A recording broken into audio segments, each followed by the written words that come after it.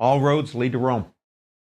We've just completed over 13 some hours of training on Photoshop, and all roads have led to this chapter on output. If you're not planning on doing something with the image, why did you come to Photoshop in the first place?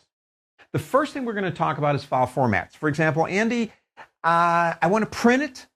Maybe I want to send it to a 4-color press. Maybe I want to put it into PowerPoint. Would there be a different format? The answer to that question is yes, and we'll talk about them.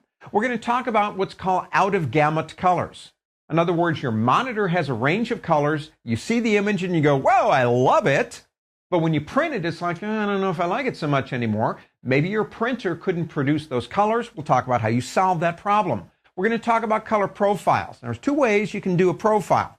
One is to assign it, and one is to convert to it. We're going to talk about which way is most of the time the best way to do that. We're going to talk about something called Behance. I think I'm pronouncing that right. I hope I am. It's a feature in Photoshop that allows you to put your stuff out to the world and let everybody else see it and comment on it. And then no chapters, no features on Photoshop would be complete without talking about the World Wide Web and how we save for that. So all roads have led to this chapter on output. Time to get started.